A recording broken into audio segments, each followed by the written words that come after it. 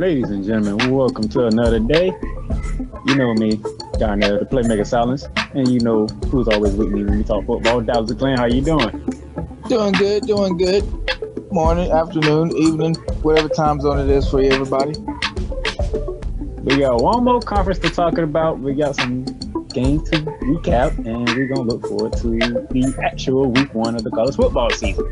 It's ironic that we saved this conference for last, too. So today we are in the West Coast for the Pac-12.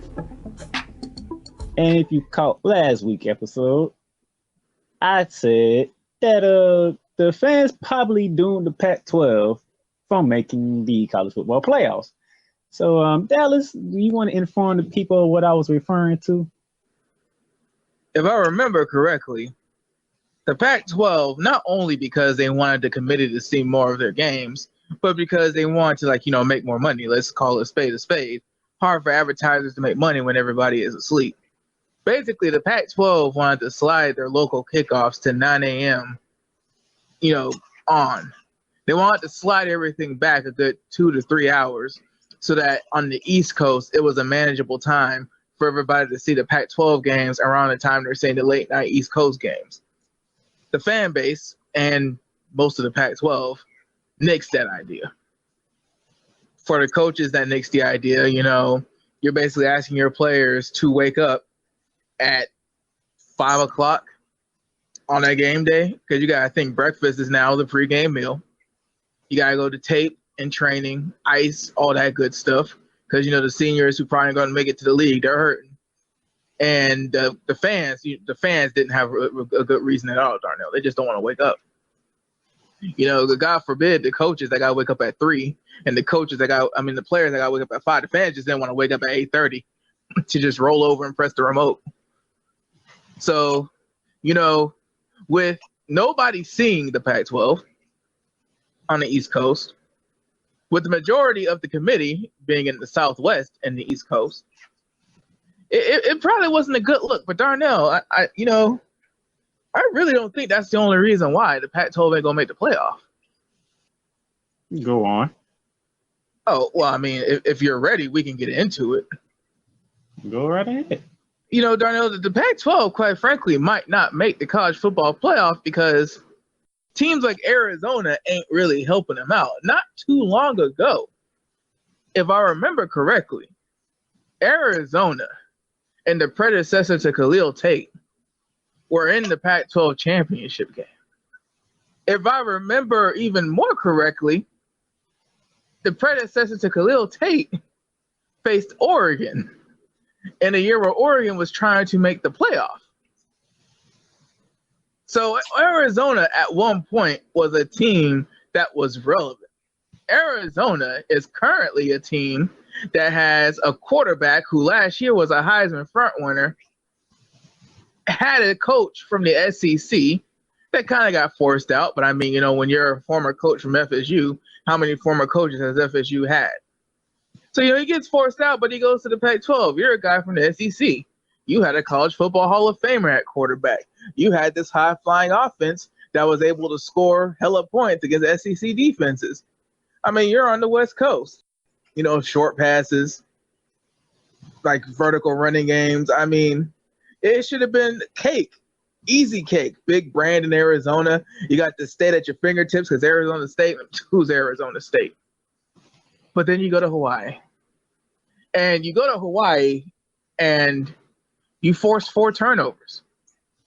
You force those 4 turnovers, but you allow a field goal and 5 touchdowns through the air, a touchdown on the ground, and then that poor Heisman frontrunner from a year and a half ago pulls a Tennessee Titan.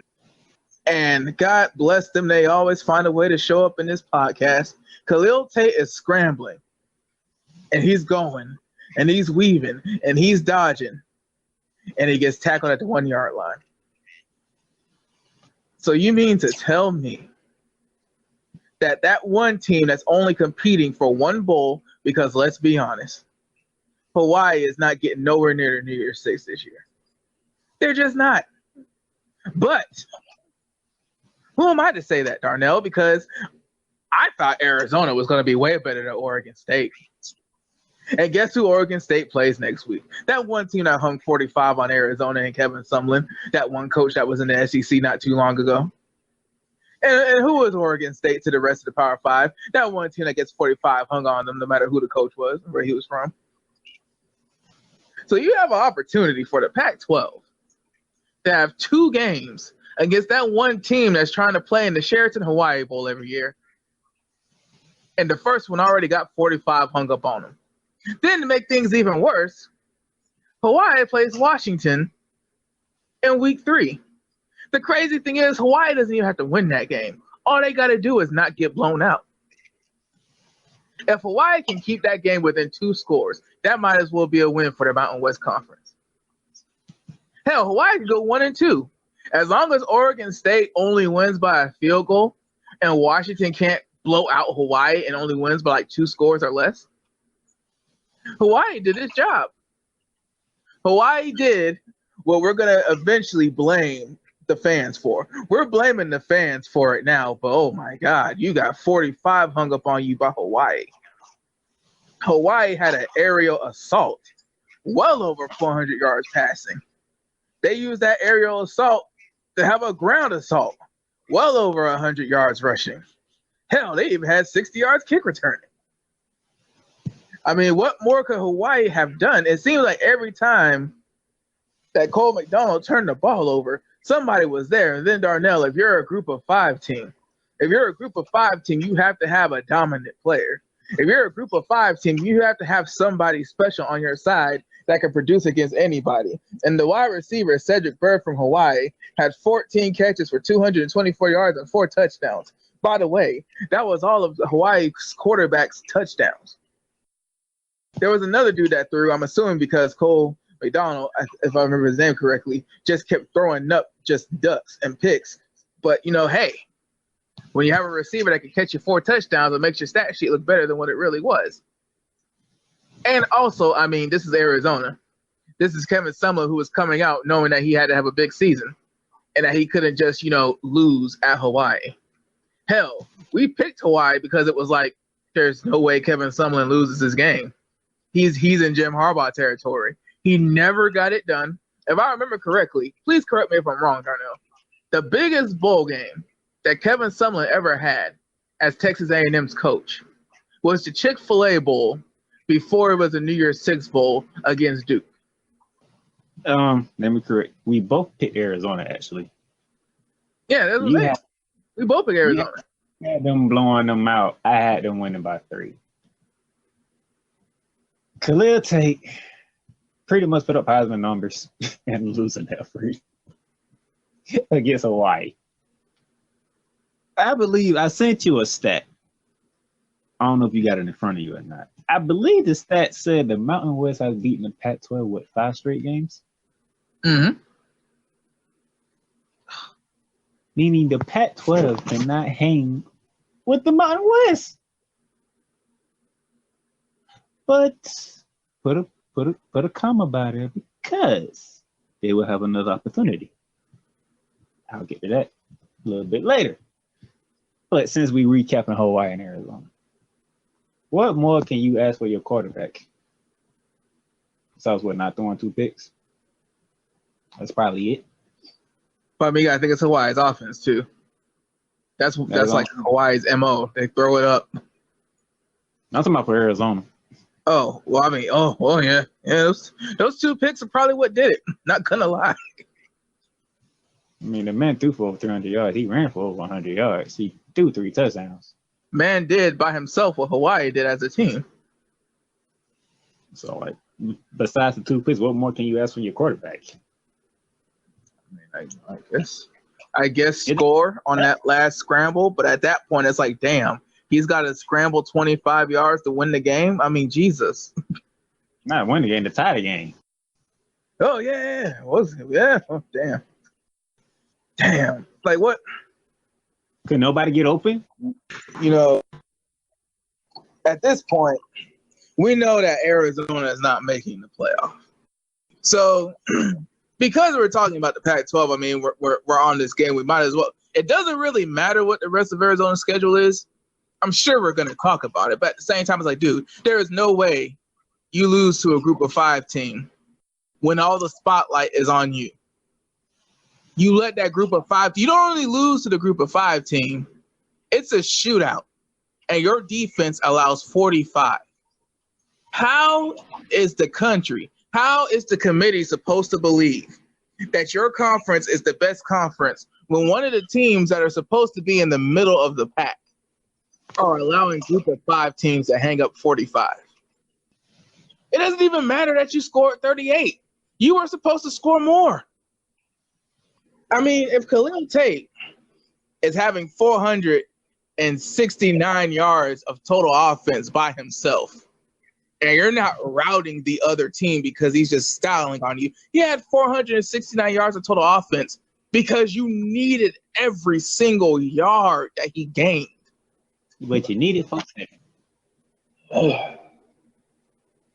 I don't know what more to say about this game on the fact that Hawaii is 1-0 and still scoring 45 points at least. I mean, with that being said, I mean, Darnell, Hawaii did beat a Power 5 team.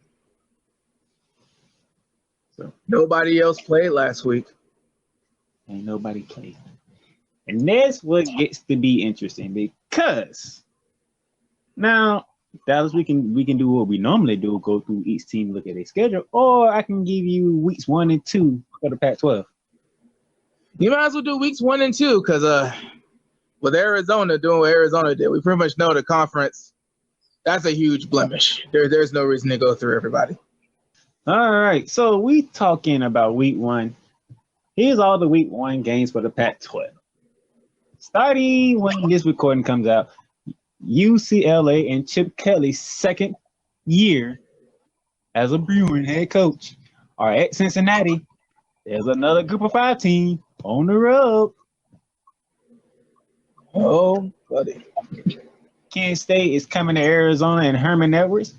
I can see Arizona State winning by. I see Arizona State doing what you thought Arizona should have did. Especially if Herm Edwards plays Herm Edwards football. If they ground and pound and stay conservative, Kent State really shouldn't even get it. Nah, they should be kicking field goals at the best. The nightcap for that Thursday night. Number 14, Utah is at BYU. There's the opportunity to stop the bleeding. Can they stop the bleeding? BYU cracked the top 25, I think, twice last year. Or either they cracked it and then stayed for a couple weeks. Either way, BYU at one point was ranked last year, and they beat Wisconsin to get that ranking. That being said, I mean, it's the beginning of the season. The last time we saw Utah in the regular season, I mean, it was a defensive struggle against Washington, and they couldn't really score a lot of points. Now, you know, the bowl game, I can't remember their bowl game, but I mean, they hung with Washington. Washington's a pretty damn good team, so we can only assume that Utah is returning a lot of those people. I can't remember who graduated or not. It's the first week and it's a rivalry game, and it is an intense rivalry game. This is like a November level rivalry game, and we're getting that the first week of the season in a nightcap on a Thursday. Man, think about it. If y'all watch it past Saturday's games, that's pretty much what you're finna get. Oh yeah, especially like the first game this past Saturday, dude. If it's a rivalry game, throw out that superscript number in front of the school's name. Throw out rankings, because when it's a rivalry game and it's the first game of the season, anything and everything can happen. Friday night is the battle for Colorado. Colorado State is at Colorado. That's an in-state rivalry game. The in-state rivalry games are also tricky because it's like Colorado State ain't garbage. And last year, Colorado had that long run because of their defense. Colorado's defense, I'm sure it got the credit it deserved. But as that undefeated streak came to an end, I don't think people realized, like, wow, that defense carried that team. And then capping Friday night, shout out to the Big 12 because Oklahoma State is going to Oregon State. There's a chance that within 7 days, the Pac-12 can have a group of 5 team hang up 45, and they can have one of their teams get blown slap out. And then with the in-state rivalry games, you never know. You got 2 in-state rivalry games, a Big 12, Pac-12 matchup, and Arizona already got 45 hung up on them by Hawaii. And it could be a rough week. And Saturday, one of these games we're going to talk about, probably 2 of these games we're going to talk about when we get into week 1. East Washington is at Washington. Northwestern is at 25th Stanford. UC Davis is at Cal. New Mexico State is at 23 Washington State. And I say these 2 for last on purpose. Fresno State is at USC. And pretty much, let's go ahead and call it the game of the week. Number 11, Oregon, taking a trip to Arlington, Texas, in Jerry's World to take on 16-ranked Auburn Tigers. That's a marquee matchup on ABC, too. It's rough, man. It's really rough because I'm sorry. You're going against SEC, Big 12, in-state rivalries. Everybody's talking about how you wouldn't move the TV schedule so more people can see you. And in a weekend where, Darnell, congratulations to you. But everybody, that game, it depends on what you are. If you're like me, Miami, Florida delivered. Especially if you're a Jaguars fan that keeps being subjected to watching Florida defensive linemen get taken by your team in the first round. Like, if you're like me, you always see a Florida defensive lineman getting taken in the first round. You're like, well, this is what we hope that they would do when they get to the next level. And for Miami, the turnover chain was in full effect. That game, if you're a defensive fan, delivered. But if you're a traditional college football fan, you are hoping that Arizona, Hawaii could give you something worth staying up for the first half. That being said, football fans now, Darnell, want stuff to be like basketball. Football fans now really don't like football. They like 7-on-7 with linemen blocking. So, you are the marquee. You're giving the people what they really want.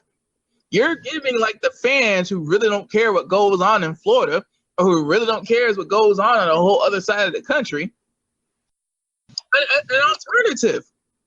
You're it. There is nothing else on at that time of night. Nothing. It's Saturday. There's no late night talk shows. There's Toonami, but not a lot of people watch anime. So it's a lot of people watch anime, but college football fans, the way they talk, I don't know if they do. But, dude, you're there. You're the only thing. There is nothing to hide you. And you do that. I don't like the Pac-12 chances in week 1. So I'm going to go ahead and go to week 2. Because most of them going to be licking their room. So the September 6th, Sacramento State is at Arizona State. So Herm Edwards should be 2-0. Let's call it what it is. Herm Edwards should be 2-0 with an average margin of win of about 30 points. And then the first Saturday of September, Dallas. Mm-hmm. We had this thing with the group of 5, right? Mm-hmm. And I just said that we just talked about Utah opening up against a rivalry, right? Mm-hmm. So depending on what happens on that game, they got to come home and play another group of 5 team that be talking about so much of this Northern Illinois. What would happen if Utah goes 0-2? If Utah goes 0-2, losing to an independent team that's considered a group of 5 team and a MAC team, again, you're basically hoping that Washington carries the conference. Because to be real, USC has the name. If USC were to go undefeated, okay, the Pac-12 will probably have a strong case for the playoff. But USC has to go undefeated. People don't understand. USC has to go undefeated. If I remember correctly, for USC to go undefeated, they're going to have to go through Washington or Oregon in the Pac-12 title game. You know, hey, hold that thought, because I'm gonna get to them for week 2, because they got a key game in week 2. Nebraska's going to Colorado. Oh Lord, they go a Big Ten team. Oh God, the season is going to be over early for the Pac-12. Oh, San Diego State goes to LA to take on Chip Kelly and the Bruins of UCLA. How do you stop a Chip Kelly offense? Keep it off the field. Northern Colorado is at Washington State. So Washington State should be 2-0 with an average scoring margin of 30 points. Tricky Nevada is at Oregon. Depending on how that game goes against Auburn, you might want to sucker that game. Just in case. California is at 13 ranked Washington. Get ready for defense. As long as that game, the total score might be around 40. That's both teams combined. Northern Arizona, so I say is that Arizona. So Cal Sumner should be 1-1. It should be 1-1.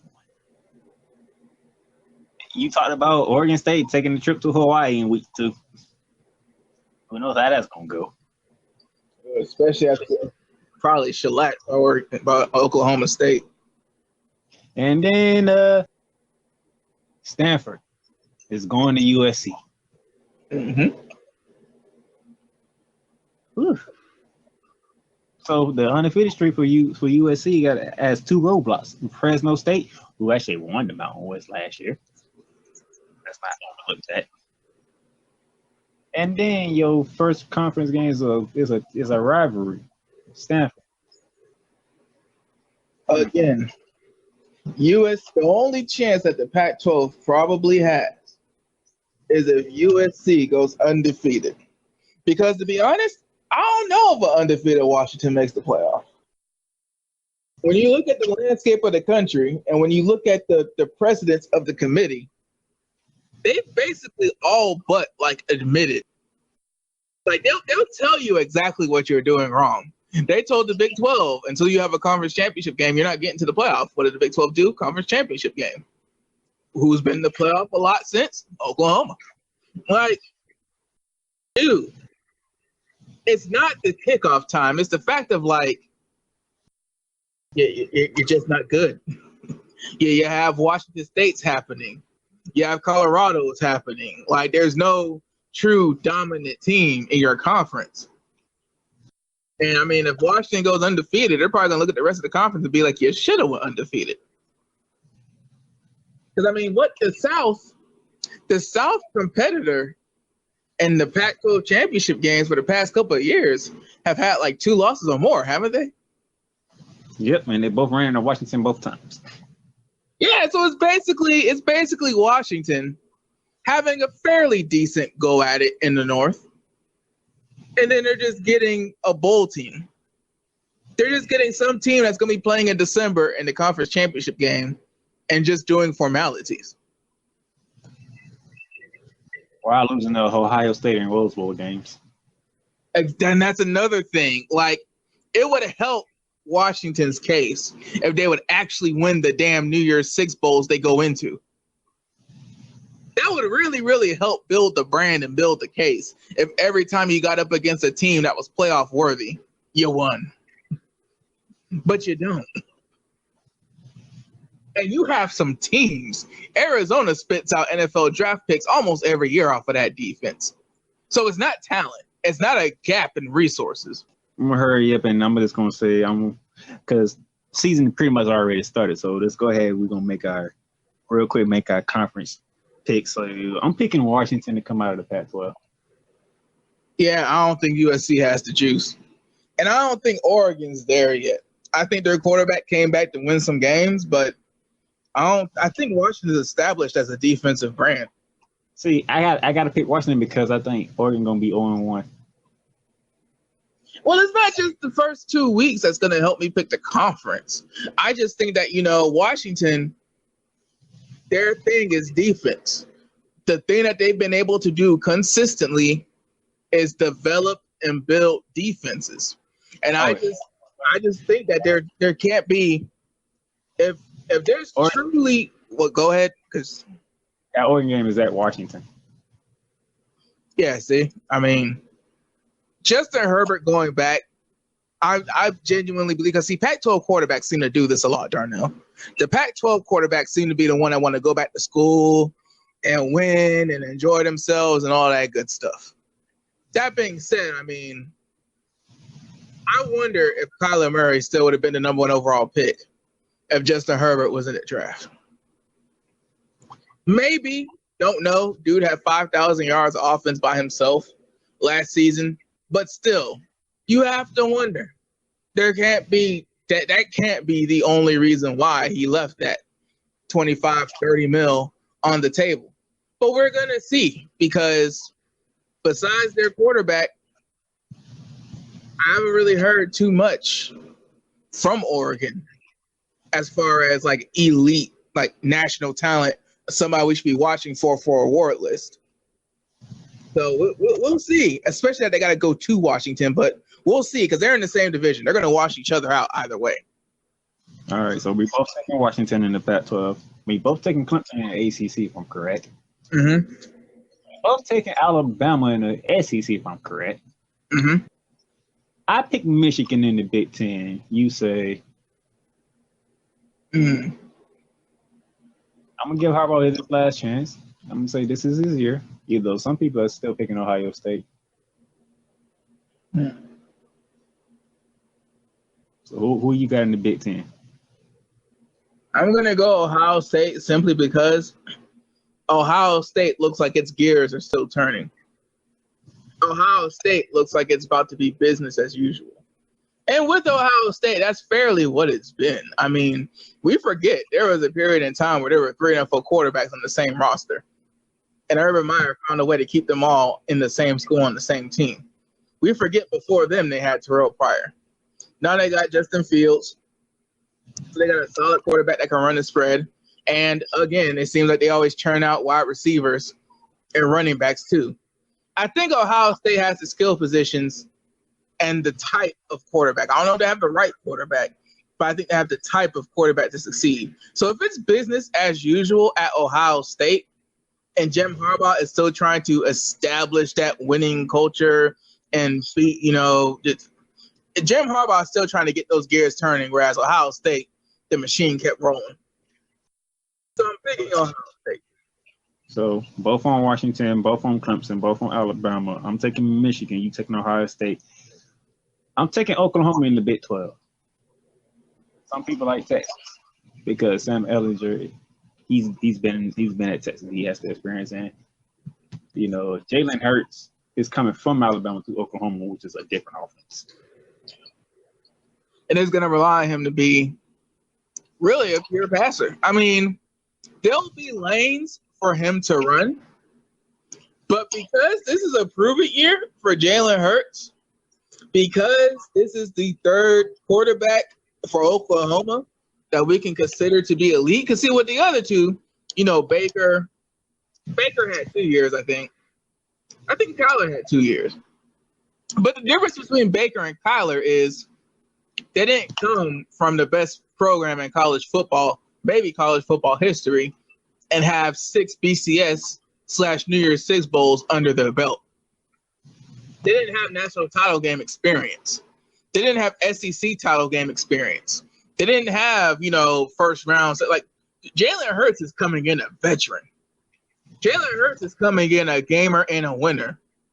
This dude is basically like coming in like Kenny Stabler or Alex Smith or any other quarterback you could think of, where as a passer, they're not amazing or flashy, but you turn around and look at their record and it's like, when did they win so many games? Texas might have the top 3 or the best defense in the Big 12. And God dang it, that's going to take them a long way. But they beat the hell out of Georgia. I will give them that. They beat the absolute hell out of Georgia. But was that a game where they were trying to show that, it should have been us? We beat Oklahoma. The Big 12 was how it used to be. Blah, blah, blah. ABC. I don't see Texas I don't see Texas because Lincoln Riley has another quarterback. Darnell, in the NFL, we're going to get to it, but in the NFL, which team's Super Bowl odds dropped considerably after they lost their quarterback? Whew. Exactly. Yeah. That's the NFL. That's the NFL where we spend this entire time from March to the first week of September building a team, building an entire roster. You start with 90 men. You get 7 draft picks, and you bring in all these undrafted free agents, and you try to find a Devin Hester. You try to find a Marcus Colston. You try to find an Antonio Gates. You try to find a Travis Kelce. You try to find all these people in the lower rounds and everything, and you try to find these gems. But at the end of the day, you can have a Quentin Nelson and a Darius Leonard. You can have all these things, but if you don't have a quarterback, and that's the NFL. College football is an entirely different beast. If you have a quarterback, the game is won. Ladies and gentlemen, if you have time, go back and listen to the NFL podcast because we got into that. So yeah, I mean, Lincoln Riley found a quarterback that not only is talented, not only is probably gonna like show himself to be a game breaker this year, but Jalen Hurts knows how to win. Jalen Hurts knows what it feels like to win. And Jalen Hurts knows what it's like to stick through and get it done. He knows the feeling of having your job taken. He knows what signs to look for. He knows how to look over his shoulder now. This is the perfect third quarterback for Lincoln Riley. This is the perfect guy to succeed the lineage of quarterbacks at Oklahoma. How do you look at this situation in Oklahoma and know that Oklahoma is going to have the offensive lineman? You know that Oklahoma is going to have the wide receiver. Hell, Oklahoma is probably going to have a running back coming out the backfield, but they have the quarterback. How do you pick against Oklahoma when they have a quarterback? All right, so give you a quick recap. ACC, we both going Clemson. Big 10, I'm going Michigan. Dallas is going Ohio State. Big 12, we both going Oklahoma. The SEC, we both going Bama. And for the Pac-12, we both going Washington. This year, we're not going to talk about as many games as we did last year. We're going to talk about less field games. And we're going to have polls due at the beginning of the weeks. That way, when we get to this moment in time we're recording, we'll talk about the games that y'all like, that y'all look forward to the most.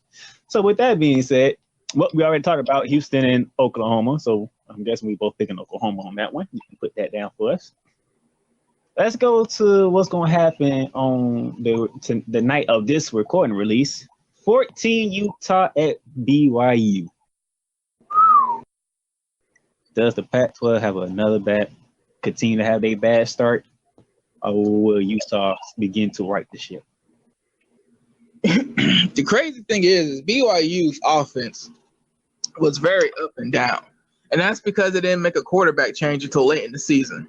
Tanner Mangum was, I think he was a fifth-year senior and everything, and they were really trying to give the veteran a chance. But the offense for BYU just wasn't moving. So late in the season, they made a QB change, and I think they had just barely made a bowl game. But the reason why they did what they did and were even in contention to make a bowl game is because of their defense. BYU's defense, from what I remember, is returning a lot of that talent and has a pretty good amount of depth. And they have a scheme that obviously can compete and hang with Power 5 teams. Utah is also a defensive team. But I say they're a defensive team because I want to highlight that they're not blowing people out unless the other team is that much inferior. In-state rivals, one team is an independent, another team is Pac-12. But remember, Utah wasn't always Pac-12. And I don't think Utah is winning a lot of these talent battles when it comes to recruiting and stuff. Like, I don't pay attention to the recruiting top fives, but I do know that Utah is never at the top. So I feel like the smart pick is Utah, especially now that Arizona woke the conference up. You have to think that Arizona put the conference on notice like, holy crap, we were behind the 8 ball. One of us is going to have to go undefeated. So I feel like the smart pick is Utah, because if BYU were to win, is basically a wrap in week 1 for the entire conference. I feel like Oregon State could get blown out, and the conference would be okay because every conference has to have a Vanderbilt. But I feel like if Utah at 14 gets beat by BYU, it's a wrap for the conference. So, rivalry game out the gate. A ranked opponent is on the road in a hostile environment. My pick is Utah after what happened with Arizona. I'm going to go with Utah. I'm going to do it like I did with Arizona. Utah by 3. The AP poll don't rank you 14 for no reason. So I got to trust that team is basically the same team from last year. So that defense is going to be up and good. It's going to be tough. They're going to handle it. I'm going to go with Utah. That's the Thursday night game. Surprisingly, some of the games that people be wanting to look at is Georgia versus Vanderbilt. And Nashville, Tennessee, a place that Dallas loves so much. Welcome. But let's be honest, do we really see Vanderbilt hanging with Georgia? Nah, I don't really even see it being a game. I mean, God bless Derek Mason. God bless whoever the coach is at Vanderbilt at any given time. Because you're an SEC school, but you're not winning a lot of recruiting battles in your conference. And by the time you get out of your conference, who cares if you win the bowl game in December? Because you're finishing with like an 8-5 record after getting beat up in your conference so much. So I don't know when Vanderbilt's going to turn that corner, to be real. I don't know when Vanderbilt's going to have that Mississippi State, Kentucky year. But it ain't starting against Georgia. All right. Another game people been wanting to look at right here in Jacksonville, Florida. For the first time in a long time, Florida State is not ranked in the top 25. And you open it up against one of the best group of 5 teams to ever play the game of football in Boise State. Dallas. The struggles continue for Florida State. Why was this a neutral site game? This had to be strategy on Boise's side. There is no way that Florida State said, hey, we're struggling. We're trotting out James Blackman with one of the worst offensive lines in the entire country. But we're Florida State. We're a brand. We're still going to focus on making some money, and we're still going to focus on not being shown up by Florida and Miami, and we're going to have a neutral site game to open up our season too. They should have kept this game in Tallahassee, Darnell. They should have kept this game in Tallahassee because, Darnell, the weird thing is, Ohio State, when I made that pick, Justin Fields is pretty much in a fresh slate. Tate Martell, when we both made the Arizona pick, not only were we picking because of Kevin Sumlin's job, but we were picking because Tate Martell, which he did, he was as delivered that game, even though they lost, was a Heisman contender just a year before. But, dude, we know James Blackman, and God bless him. James Blackman was decent. James Blackman was good, but James Blackman wasn't, just because James Blackman's under center, Boise State's about to get blown out. Boise State, there's a weird trend in college football. I know I keep saying it, but it seems to be all the teams that win the games that they're not supposed to win seem to be able to get turnovers and rush the passer at will. It seems like the teams that are known for having solid defenses, no matter what kind of offense they run, always seems to be the teams that win games they're not supposed to win. And I don't know if Boise State's going to hold Florida State under 30. But I do know that Boise State might get the 1 or 2 turnovers that they need to keep this a game.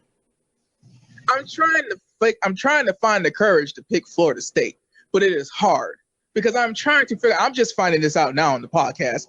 Why is this a neutral site game? Who does Florida State think they are scheduling a neutral site game? You pulling the trigger? Gotta take this one out the holster. Oh, he's picking the Broncos. Florida State going 0-1 to start the year. I won't do spread either. I won't do spread either. Straight up. I don't think James Blackman is the type of quarterback where we hear that he's starting and we think to ourselves, now look, this isn't to say that James Blackman and DeAndre Francois were garbage. This definitely isn't to say that EJ Manuel was garbage. And we know the factor that Jameis Winston was. So, Florida State has had very good good quarterbacks. Florida State's had a pretty good run. Christian Ponder at the college level, he was solid. Wasn't great, but solid. EJ Manuel, he won some games. Jameis Winston, he won the big game. Then you have, DeAndre Francois and James Blackman, and it seemed like a slump, but people forget Jameis Winston brought that program back to real relevance. Florida State was Florida State, but that's because of the bowl streak. Jameis Winston got them back to being like a national power. So now we're in a state where it's like, okay, James Blackman is young. James Blackman has a lot of years. He ain't leaving for the NFL after this year.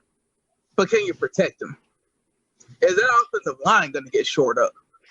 And that offensive line getting shored up and James Blackman starting after he had 2 transfers.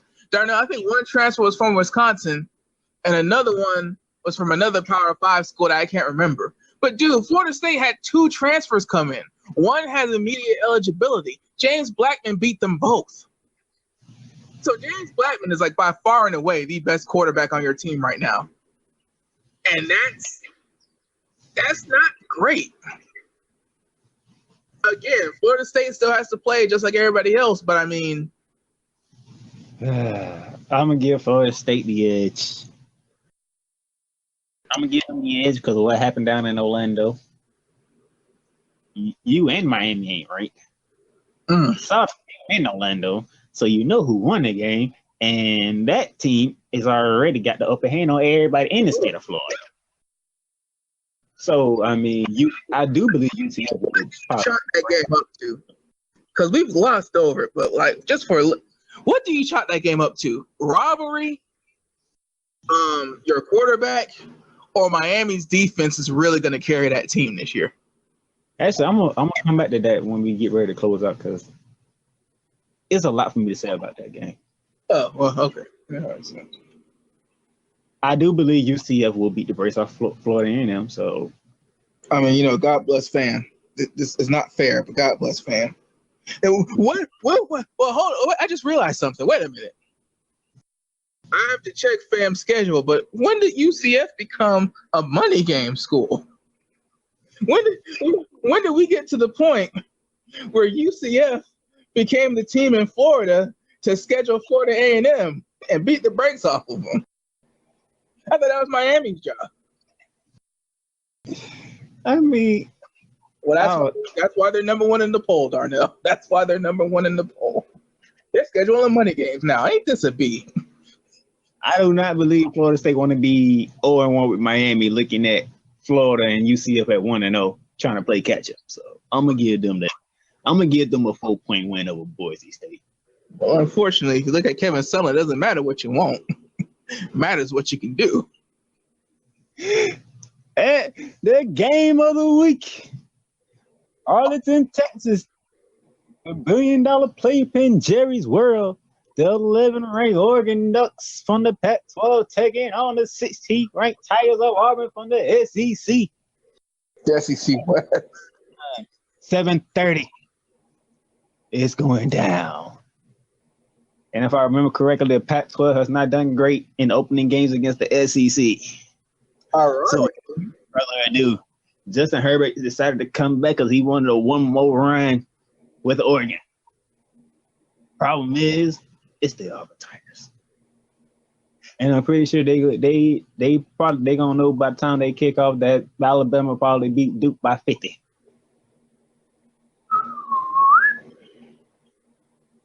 So they coming in with some motivation.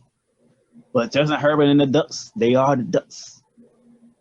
So they won't go away quietly. But I'm picking Auburn by 10. Yeah, a SEC West team in a neutral site to open up the year. And it's a Pac-12 team they're going against. Look, Justin Herbert, before Kyler Murray came out, well, he declared that he was going back to school way before Kyler Murray decided to come out. But Justin Herbert, at the beginning of the draft process, was pretty much the number 1 overall pick. Seeing as how the draft actually turned out, he probably was still going to be the first or second quarterback taken, given the craziness that New York had. Dude, like, wins and losses don't matter as much in the NFL draft as they used to. But man, you can't get absolutely sunned. You can lose. You can have 5 losses. RG3 still went like second overall and had like 3 losses. Lamar Jackson still went in the first round and still had like 5 losses his last year. You can lose games, but darn no, you can't get shut out and you can't get shut down.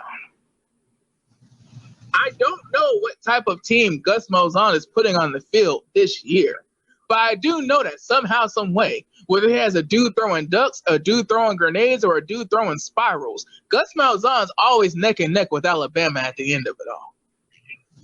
Gus Malzahn's always finding a way to spoil somebody's season in the SEC West and win those big games once the conference starts. Now, he hasn't been to enough national title games as everybody would like, but at the same time, he's beating Washington's. He's, he is getting upset by UCFs every now and again, but hey, he rebounded and beat the brakes off of Washington, who was 8 at the time. So, I mean, if you beat, was it last year that he beat Washington in the beginning of the season? That was last year. God, dog, if you beat Washington coming off a loss to UCF, I don't know, Darnell. I mean, Justin Herbert might get his. He better get his. This is the first game you're playing ever since you said, nope, I'm coming back to win. I don't pick against the SEC West this early in the season. And I damn sure don't pick against the SEC West when they're playing a team where it's like, if Justin Herbert weren't on this team, how many losses would Oregon have? All right, so just to recap, we're both picking Utah. We're over BYU. We're both picking Georgia over Vandy. He's going Boise. I'm going FSU. We're both going Oklahoma over Houston, and we're both going Auburn over Oregon. Now, before we close out week 1, is there a game that nobody's been talking about that you're very interested in? Hold on, because I just saw it. Because there is. Hold on. I think I shouldn't even have X'd out of it. Okay. The game that I am interested in that we did not talk about is Georgia Tech Clemson. The reason why I'm interested in this game is because Georgia Tech's coach has been having a very different philosophy. His philosophy is basically he doesn't like to name starters and he doesn't like to name backups. He doesn't like to name starters and he doesn't like to name backups because he doesn't want the backups to prepare like they're backups. He wants everybody to prepare like they're going to have quality playing time. And as we mentioned when we did the ACC, we mentioned that entire defensive line that started the national championship game, literally all 4 men that started got drafted in the NFL. 2 went in the first round. I think 3, but I know for sure 2 went in the first round. Not to say that Clemson is going to lose the game, but that entire defensive line made a pact and came back because they had unfinished business. Darnell, when you play Georgia Tech, you're playing the option. And when you're playing the option, many of the reads, if not all of the reads, are coming off of the opposing team's defensive line. Again, defensive line is one of those positions where you have a lot of rotation. Defensive line is one of those positions where there is no true rookie. There is no true person that is just fresh in the mouth, breath smelling like Similac, as Stephen A. Smith would like to say. But it will be interesting in week 1 when everybody's preparing to play spread teams, when everybody's going against their own traditional offense in spring and everything, for Clemson to open up against the option team. I think the game isn't going to be a blowout. Clemson's probably going to win by 2 scores, but it's going to be very interesting to see because I feel like Georgia Tech will be able to chew up some clock. Their defense is probably going to get lit the hell up, but I feel like they'll be able to keep it close a lot longer than people think. Georgia Tech and Clemson, the first game on the ACC Network. Also, even though it is Clemson, you have to think to yourself, does the ACC Network really want to show a flat-out blowout? I mean, yeah, it's the number one team in the country. It's the defending national champion. You got to do what you got to do. But Darnell, I feel like there's a reason why Clemson – I don't think Clemson would have scheduled a Power 5 opponent week 1 unless the powers that be said, you're not going to be the first game on our network blowing out some team from the FCS. You're not going to be some team in our network blowing out a team from the group of 5. He's got Georgia Tech and Clemson. Now to close out, because there is another recap game we need to do. Miami, Florida got together down in Orlando. If you watched the game, if you looked at the stats, it was probably the highest weighted game in a long time on it for the ESPN network. As Dallas stated going into the game, if you want ratings, schedule an ACC team. Dallas, they got their ratings. Well, they scheduled an SEC team. Now, the game was ugly, exciting. It was everything. It was ugly. Miami should have been blown out to begin with, Yeah. but Miami got the lead, and Florida took it back. Florida gave them turnovers that was unforced. They gave them a chance. They gave them 3 pass interference on the final drive that gave Miami a chance. But in the end, Dallas's main problem with Florida State showed up against Miami. And the main point about Jacksonville drafting defensive lineman from Florida was showed in that game. It's pretty simple. Dallas, I said just simple. If Felipe Franks would just play the damn game and stop trying to prove to people whatever he's trying to prove, Florida might actually beat Georgia this year. By the way, are those quotes real or are those just troll memes? Or is he actually really focused on hanging 50 on everybody? I think he's focused on hanging 50, and that's the problem. Who the hell is Felipe Franks to really be focused on hanging 50 on people? See, when Tebow made the promise, Tebow didn't promise to blow everybody out. Tebow basically promised to go undefeated the rest of the way. He may have said that they would have dominated teams. He may have said that they're going to show the nation that Florida wasn't to be effed with. But Tebow did not specifically state he was hanging 50 on people's sons and nephews. Dude, who the hell is Felipe Franks, the game-managing ball control quarterback that y'all have, who promised 50s when he plays in the SEC? Where is your coach? Where is your coach? I'm all for wanting your quarterback to be confident, but where the hell is your head coach, Darnell? I believe damn well they're going to get them together. 4 turnovers, all of them not forced. And you still come out victorious. That will not happen again. I guarantee. Mind you, Miami was unranked going into the game, and they're damn sure going to be unranked now. You're the 8th ranked team in the country, and you only beat an unranked team by 4. In-state rivalries be damned. I feel bad for the freshman quarterback Williams for Miami because, jeez.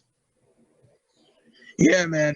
Like, when you look at his final stat sheet, 19 for 29, 214 yards, 1 touchdown, no interceptions, but that doesn't tell the whole story. Oh, boy. Yes. What? It was just of the protection of Miami. And that's if you're wondering after watching that game, how could Miami be unranked? Because, dude, like I said, the turnover chain was in full effect. Miami's defense is every bit as advertised. The problem is, if you want to see why Miami is unranked, look at that freshman quarterback and look at the offensive line that is blocking for that freshman quarterback. He never had it time. Florida's defensive line just looked, they're going to scam another NFL team this year. They were dominant. Miami's offensive line had absolutely no answer. I feel for that offensive line coach because now he knows this is about to be a long 10 games. Well, with that being said, enjoy week 1 of the football season. A lot of games to look forward to. There'll be a lot of upset people, a lot of happy people. We'll find out those when we come back and preview week 2. But until then, as we have it here, fill up Florida State. Don't lose to Boise State. Or it's going to be another bad season for y'all. Any last words, Alice? Sorry, Vanderbilt, but you live in Nashville, so fuck you. Fuck those Titans. And I hope Taylor Lewan has fun the first 4 weeks of the season. That's about it, though. We'll see you next time.